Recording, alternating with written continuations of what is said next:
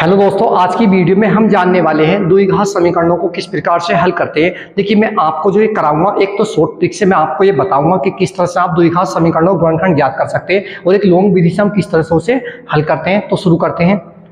देखिए, हमारे पास कुछ समीकरण है, जैसे कि लिखा हुआ x की घात 2 प्लस के 6x प्लस 9 बराबर 0। तो देखिए, आपके सामने द्विघात समीकरण दे दी गई है। ये हमारे पास x के रूप की समीकरण है, क्योंकि इसमें हमारे पास x आया हुआ है। इसके हमें क्या करने हैं, गुणनखंड ज्ञात करने हैं। देखिए, मैं आपको दो विधि बता रहा हूं, एक तो बहुत ही शॉर्ट ट्रिक होगी और एक लॉन्ग ट्रिक होगी हमारे पास। देखिए, तो सबसे पहले हम लॉन्ग ट्रिक की बात करते हैं। क्या है, देखिए, जो हमारे पास ये अचर पद है, ये लास्ट वाली संख्या, इसे हमने अलग को लिखा। कितना लिखा हमने? 9। इस 9 के हमें दो ऐसे फैक्टर करने हैं कि उनकी हम गुणा करें आपस में, तो कितना आवे? हमारा 9 आवे। और देखिए, यहाँ हमारे पास प्लस का निशान है, जोड़े तो कितना आवे? हमारे पास 6 आवे। यानी कि 9 के दो फैक्टर हमें करने होंगे, उनकी गुणा करें तो कितना आवे? हमारा 9 आवे, और उन्हें जोड़े तो कितना आवे? 3। तो देखिए, अगर हम 3 की 3 से गुणा करते हैं, आपका कितना आएगा? 3 क्या 9, और अगर हम 3 में 3 जोड़ते तो कितना आएगा आपका? 6। तो देखिए, लिखेंगे x की घात 2 प्लस कितना आएगा? इस 3 6 को लिखेंगे 3 प्लस 3। देखिए, 6 को लिखा 3 प्लस 3, जब 3 में 3 जोड़ेंगे कितना होगा? 6। x हमारा ऐसे ही रहेगा, प्लस 9 बराबर 0। अब देखिए, x की घात 2 प्लस इस x की इसमें गुणा करेंगे, कितना आएगा? 3x प्लस इस 3 की x में गुणा करेंगे 3x प्लस कितना? 9 और बराबर 0। अब देखिए, इन दोनों में कॉमन लेंगे और इन दोनों में हम कॉमन लेंगे, यानी कि जिस संख्या से पूरी पूरी हमारी भाग हो जाए।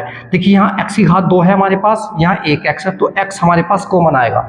यहाँ कितना बचा? x की घात 2 था, 1x बाहर आया, तो कितना बचा? 1x प्लस, यहाँ हमारे पास 1x था, वही बाहर आया, कितना बचा? 3 प्लस। देखिए, इसमें हमारे पास 3 कॉमन हम लेंगे, क्योंकि 3 से 3 को भाग कर सकते, 3 से 9 को भी, तो 3 हमारे पास कॉमन आएगा। यहाँ कितना बचा? x प्लस 3 से 9 को भाग करेंगे, कितनी बार जाएगा? 3 क्या 9, 3 बार, बराबर 0। देखिए, ये और ये ब्रैकेट अगर हमारे पास एक सा है तो समझ लो हमारा सवाल ऊपर से करा हुआ सही है, वरना कहीं ना कहीं कमी है। अब देखिए, ये ब्रैकेट एक सा, एक ब्रैकेट पर ले लेंगे x प्लस 3 हमारा कॉमन, दूसरे कितना बचा? यहाँ भी x प्लस 3 बराबर 0। अब देखिए, यहाँ लिखेंगे यदि, पहले हम इसे 0 बराबर करेंगे, फिर इसे x प्लस के 3 बराबर कितना आएगा? 0, यानी कि x बराबर कितना? माइनस के 3। अब यहां लिखेंगे और यदि कितना आएगा? x प्लस के 3 बराबर कितना आएगा? 0, x बराबर कितना आएगा? माइनस के 3। तो देखिए, इसकी जो आपके आंसर है कितना है? 3 3 है। अब देखिए, हमारे पास ट्रिक क्या है, ट्रिक की सहायता से आप किस तरह से करेंगे। देखिए, हमारे पास ये समीकरण थी, x की घात 2 प्लस के 6x प्लस के 9 बराबर 0।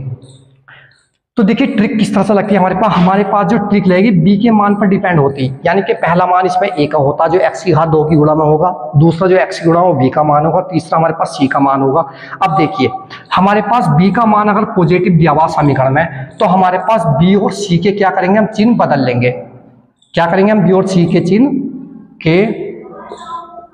चिन्ह बदलना, ठीक है। अगर हमारे पास b का मान निगेटिव होगा, माइनस में, तो सिर्फ हम b का चिन्ह बदलेंगे, b का चिन्ह बदलना, ठीक है। अब देखिए किस तरह से, देखिए कंडीशन हमारे पास इसमें भी वही है कि हमें इसके दो फैक्टर करने हैं। देखिए, सबसे पहले हम क्या करेंगे, हमें पता लगा b का चिन्ह हमारे पास क्या है? प्लस है, तो प्लस चिन्ह होने पर हम क्या करेंगे? b और c के दोनों चिन्ह क्या करेंगे? हम बदल लेंगे दोनों के। यानी कि b का चिन्ह हमारे पास प्लस था, तो यहाँ क्या करेंगे? माइनस, और यहाँ हमारे पास प्लस था, तो यहाँ भी हम क्या करेंगे? माइनस। अब देखिए, हमने जो इसके फैक्टर किए थे 9 के गुणा करके 9 आवे, जोड़ करके कितना आवे? हमारे पास 6 आवे, तो 3 और 3 हुए, तो 3 हम यहाँ लिख देंगे बड़ा वाला। यानी कि इसमें तो हमारे पास 1 से है, तो ऐसे लिखेंगे, माइनस के 3 यहाँ और माइनस के 3 हमारे पास यहाँ। तो देखिए, इससे भी हमारे पास आंसर यही आएगा। अब देखिए, एक समीकरण हम और देखते हैं। तो देखिए, अब मैं आपको ट्रिक से कराऊंगा समीकरण ये।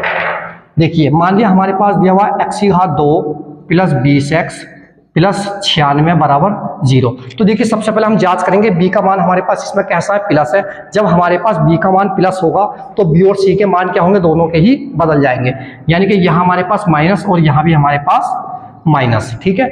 अब देखिए, इसके फैक्टर करेंगे 96 के गुणा करें तो 96 में जोड़ो तो कितना आवे? हमारे पास 20 आवे। ऐसे इसके फैक्टर करने। अगर हम देखिए 12 की 8 से गुणा करते कितना आता हमारे पास?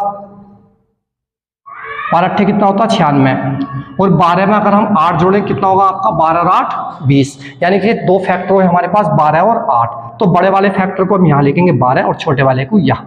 तो इसके आंसर देखिए कितनी आसान विधि से हमारे पास निकल करके आ गए।